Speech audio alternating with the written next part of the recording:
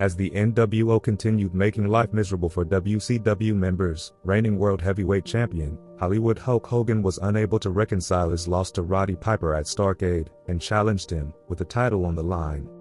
Piper remained steadfast in his position as a free agent, holding no allegiance to any entity, and agreed to meet Hogan once more. WCW president and leader of the NWO, Eric Bischoff, stripped the Steiner brothers of the tag team titles and returned them to the Outsiders. Lex Luger stepped in to aid the Giant in his battles with the NWO, after his excommunication from the group to challenge the Outsiders for the belts. While Jeff Jarrett's struggle to gain total acceptance from the Horsemen persists, the bad blood between Kevin Sullivan and Chris Benoit resurfaced. Just when we thought we'd seen it all, Benoit and Sullivan meet in a death match, as Jarrett takes on Steve Mongo McMichael. Eddie Guerrero is set to defend the United States Championship against Chris Jericho, while Prince Iaukea defends his newly won television title against Rey Mysterio Jr. DDP, Diamond Dallas Page, may live to regret turning down an invitation to join the NWO when he takes on Buff Bagwell, while Six, who has stolen the Cruiserweight belt, just as he had the U.S. Championship before, challenges Dean Malenko for the title. Six-man, plus three-way tag team action round the lineup, as World Championship Wrestling in the New World Order present SuperBrawl VII.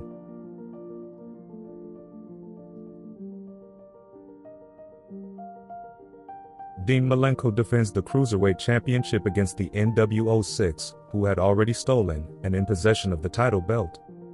Malenko attacks Six with punches, a leg lariat, and a brainbuster, but does not attempt a pinfall. They exchange slaps, and Malenko delivers a power slam while targeting Six's leg. They go outside the ring, but upon return, Six kicks Malenko. He then performs a Bronco Buster and a sliding leg drop. Malenko counters by crouching Six on the rope and attempts a back superplex, but Six reverses it, and grabs the title belt, but Guerrero stops him, leading to a tug-of-war over the strap, which accidentally hits Malenko, allowing Six to officially win the title.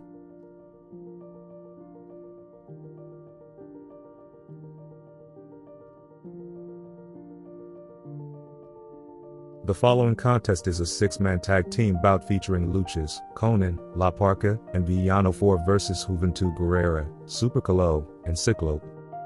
Cyclope and Villano exchange moves like holds and reversals, while Juventud and Conan trade strikes.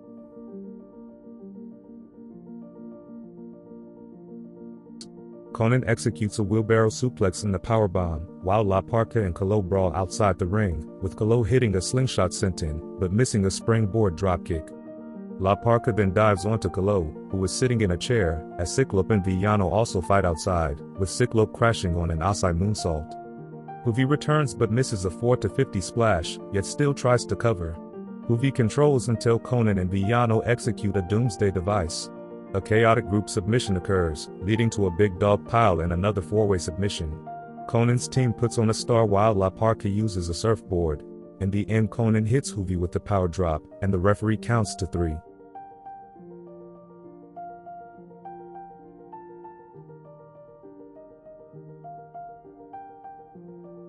Prince Iaukea defends the television championship against Rey Mysterio Jr., merely days after winning the title in the next match. They trade holds and avoid each other's attacks until Iaukea delivers a kick, and follows with a flying crossbody, suplexes, and a pressing backbreaker. Rey dropkicks the Prince during another flying attempt and counters with a somersault senton and springboard moonsaults.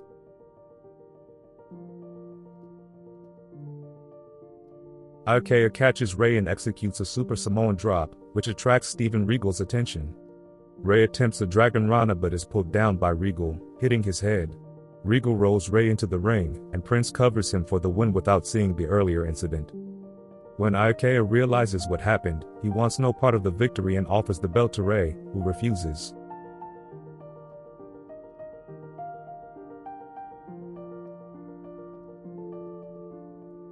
DDP takes on Buff Bagwell, who's seeking retribution on behalf of the NWO, whom Page refused to join. Page and Bagwell trade holds and strikes until Page hits a neck breaker.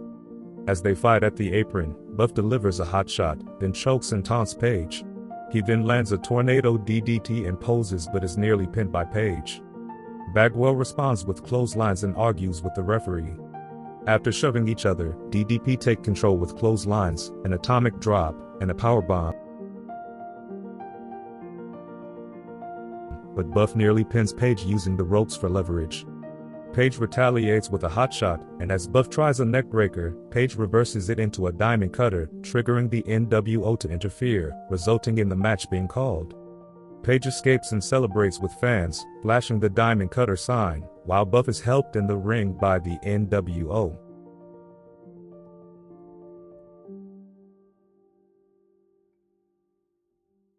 In the next match, Eddie Guerrero defends the United States Championship against Chris Jericho. The match starts with mat wrestling and submission moves, followed by strikes and suplexes. They struggle through an abdominal stretch, a test of strength, exchanging pin attempts, and Jericho tries a lion tamer, which Guerrero reverses, before Jericho uses a modified torture rack. After some missed maneuvers and counters, Eddie executes a brainbuster and attempts a frog splash, but Jericho avoids it. They continue trading moves, culminating in Guerrero pinning Jericho with a sunset flip to retain his title.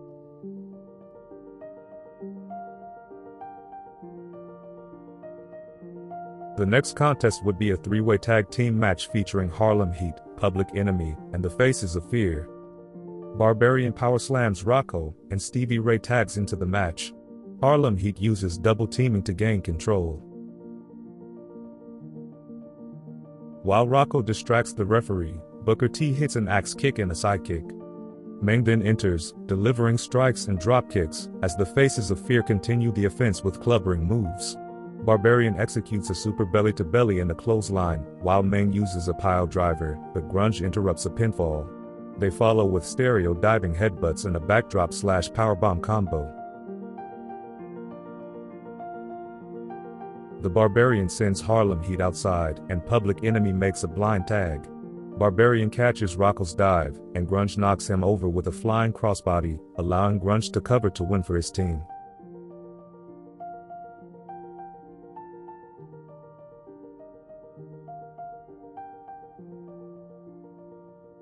In the next bout, Jeff Jarrett seeks to secure his spot as a horseman in a match against current member, Steve Mongo McMichael. Jarrett starts the match with headlocks, hip tosses, and arm drags, and poses until Mongo hits a power slam and chop blocks. Deborah steps in to stop a fight outside the ring, allowing Jarrett to take advantage, and applies an abdominal stretch. When Jarrett uses the ropes, Deborah hits his hand with a briefcase. Mongo press slams Jarrett outside but later, countered with a facebuster and they exchange sleeper holds. After a series of slams, Jarrett hits a flying crossbody, but chaos ensues, and Mongo accidentally knocks the referee out. He asks for the briefcase, but Deborah throws it to Jarrett, who uses it to win the match. Deborah winks as Jarrett celebrates joining the Horsemen, lamenting Ric Flair's belief in him.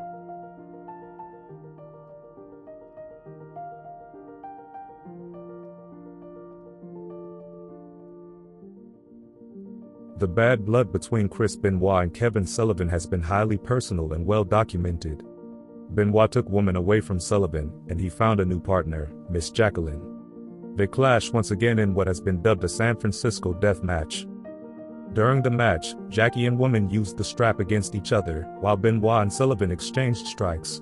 Kevin performed several moves on Chris, as the women joined the men in the ring. Jackie whipped Benoit with the strap, and chaos ensued as they all brawled. The fight moved backstage before returning to the ring, where Sullivan and Benoit continued to battle. Chris attempted a pile driver on Sullivan, but the action ended with a disaster as Benoit tried to deliver a flying headbutt onto a table that didn't break. Ultimately, both men, along with Jackie, lay unconscious, and WCW officials had to carry them out on stretchers to be loaded into an ambulance.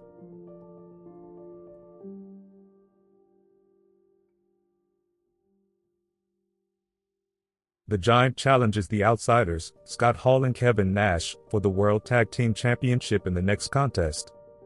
Hall starts with strikes, but the Giant keeps pushing back.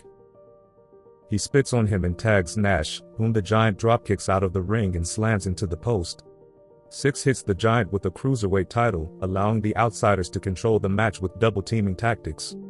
The Giant fights back with powerful clotheslines and kicks, catching 6 in midair and tossing him onto Nash.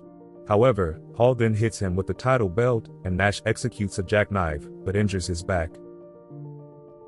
The total package Lex Luger comes out and confronts Bischoff, pushing him aside and joins the match, using his cast on everyone and forcing Nash into a torture rack, leading to his submission. Because he wasn't medically cleared, Luger urges the Giant to chokeslam and pin Hall for good measure, and the referee counts to fall, declaring them the new champions.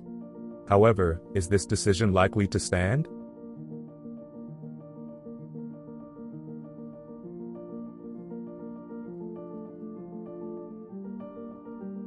The main event of SuperBrawl VII, Hollywood Hulk Hogan defends the WCW World Heavyweight Championship against Roddy Piper. Piper attacks Hogan at the outset, using various dirty tactics such as biting, choking, and hitting Hogan with a chair, which the referee allows. Hogan retaliates with a low blow and cheap shots while Piper counters with eye pokes and head claps. During their match, Sting and Savage show up, but only Savage stays at ringside. As the fight moves outside the ring, Hogan injures Piper's leg and uses a bear hug. Piper fights back with head claps and grabs a sleeper hold, but Savage interferes, pulling Hogan's leg to keep him in the match and shockingly hands him a pair of brass knuckles, who then punches Piper to win the match and retain his title. After the match, Savage retrieves the knuckles and attacks Piper, spray painting NWO on him. Hogan throws the referee out and both Hogan and Savage hit Piper with flying elbows and leg drops. They celebrate Hogan's win, dedicating it to the Outsiders.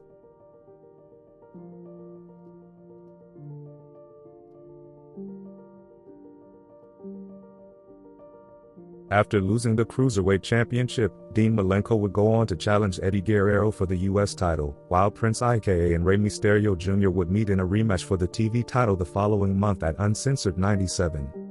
As the feud with Roddy Piper and Hulk Hogan seemed never-ending, the addition of Macho Man Randy Savage to the NWO, plus Piper's insistence on remaining a free agent, only further strengthened its supremacy to WCW. With Benoit and McMichael on the same page, they would join Piper to face the NWO, and the team consisting of the Giant, Lex Luger, and Scott Steiner representing WCW, while Jeff Jarrett's Horseman status remains in limbo. Regardless, the number one question on everyone's mind at this point is where Sting stands.